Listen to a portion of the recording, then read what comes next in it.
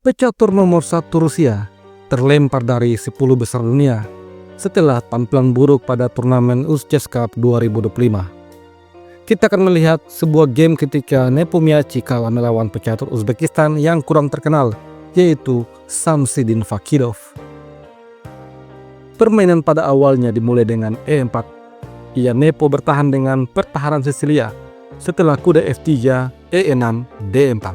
Pion makan pion, kuda makan pion, kuda ancam pion, lalu kuda C3 memberikan proteksi pada pion E.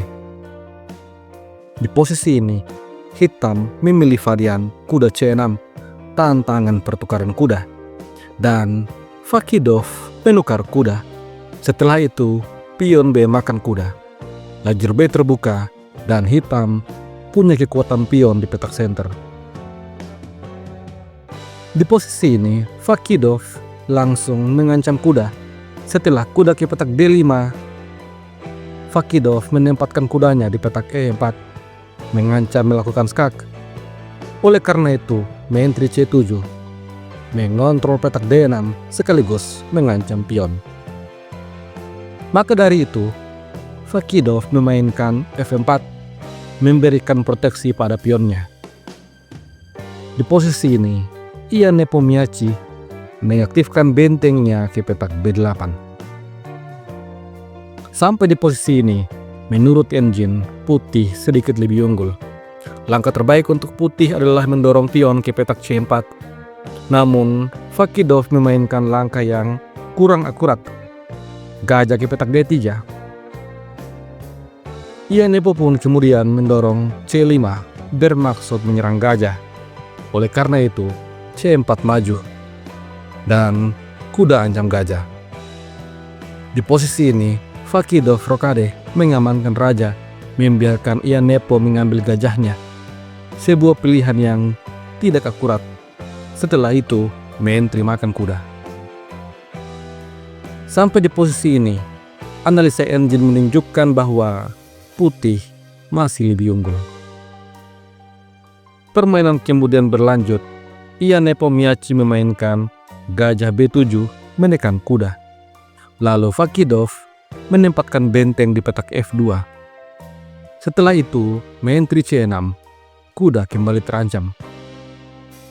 Tujuan dari Fakhidov menempatkan benteng adalah memberikan proteksi pada pion G2, dan sekarang benteng bisa digunakan untuk proteksi pada kuda. Di posisi ini, Nepomniachtchi membuat blunder. Dia mendorong E5 bermaksud untuk membuka lajur E. Analisa engine menunjukkan bahwa putih betul-betul unggul di atas angin. Fakhidov memilih pion makan pion dan pasang. Kemudian Nepo menempatkan benteng ancam pion. Setelah itu, gajah D2. Gajah makan pion dan menteri G3 menekan pion G7. Di posisi ini, Nepomniachtchi rokade mengamankan rajanya. Akan tetapi, gajah C3 mengancam skakmat. Nepomniachtchi kemudian mendorong E5, mencegah terjadinya skakmat, dan Fakhidov menukar pion. Gajah terancam dan harus mundur ke petak E7. Di posisi ini, Fakhidov melanjutkan serangan. Kuda ke petak D6. Apabila gajah makan kuda, maka pion makan gajah, membuka ancaman skakmat. Oleh karena itu, di posisi ini, Nepomniachtchi memainkan G6, membiarkan Fakhidov untuk mengambil gajah. Namun, Fakhidov memilih untuk kuda F5. Ancaman untuk gajah petak gelap. Oleh karena itu, Nepo memainkan menteri E6 menyerang kuda, tetapi kuda tetap makan gajah, skak. Setelah menteri makan kuda, E6 dimainkan. Dengan langkah ini, maka Fakhidov ingin membuka lajur F. Apabila pion makan pion, maka ada balasan menteri E5, ancaman yang terlalu berbahaya. Oleh karena itu, Ia Nepomniachtchi mendorong F6, membiarkan pion E menjadi pion bebas yang bergentayangan pada sayap Raja Hitam. Di posisi ini, Fakidov menambah tekanan dengan benteng F1. Kemudian, gajah C8 mengancam pion. Namun, menteri H4 membiarkan Nepo untuk makan pion. Dan ia Nepo berani makan pion. Setelah itu, gajah juga makan pion. Menteri terancam, begitupun dengan benteng. Di posisi ini, ia Nepo memainkan jebakan menteri F7. Apabila gajah makan benteng, maka menteri makan benteng. Skakmat. Tentu saja, ini adalah jebakan yang terlalu jelas. Seorang Grandmaster tidak akan mudah terjatuh dalam jebakan konyol seperti ini. Di posisi ini, Samsidin Fakidov menempatkan bentengnya di petak F2. Sekarang, benteng hitam tetap terancam, dan ada ancaman open pada menteri nantinya. Ia Nepomniachtchi mencoba dengan benteng D7, lalu kemudian Samsidin memainkan B3, memperkuat struktur pion. Setelah itu, menteri mundur ke petak E8. Kemudian, Fakidov memainkan menteri G5, mengancam pion C.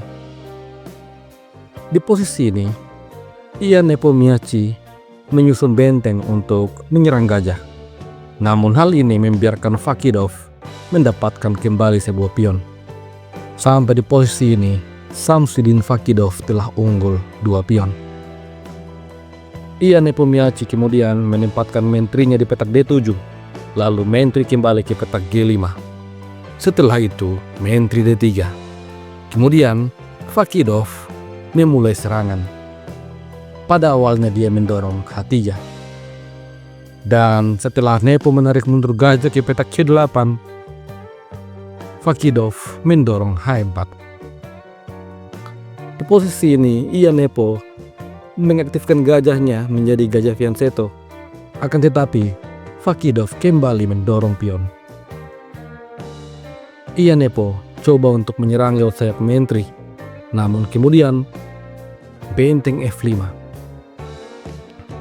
Di posisi ini, pion tidak bisa makan benteng karena itu merupakan langkah ilegal. Apabila hitam mencoba dengan gajah C6, maka pion makan pion, benteng terancam. Benteng makan gajah, benteng makan benteng.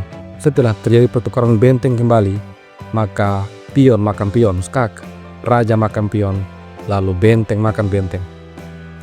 Menurut engine, posisi ini adalah skakmat dalam 13 langkah. Di posisi ini, ia Nepomniachtchi mencoba untuk menjaga pertahanan dengan benteng G7, membiarkan gajah makan benteng.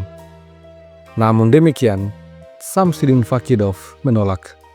Dia memilih menteri H6, mengancam skakmat. Oleh karena itu, ia Nepomniachtchi bertahan dengan benteng F ke petak F7. Namun setelah itu, Fakidov menarik mundur bentengnya ke petak F2. Langkah ini membuat ia Nepomniachtchi langsung menyerah. Bagaimanapun juga, bentengnya sedang terancam. Apabila benteng makan gajah, maka benteng makan benteng, ancaman skakmat di langkah selanjutnya. Menteri bisa ke D4, skak, namun kemudian benteng menutup, kembali mengancam skakmat. Apabila menteri mundur misalnya, maka menteri F4. Posisi ini adalah skakmat dalam 7 langkah. Bagaimana jika di posisi ini gajah C6? Maka tentu saja gajah makan benteng, menantang pertukaran benteng. Setelah benteng makan benteng, benteng makan benteng. Kembali, ancaman skakmat pada baris belakang.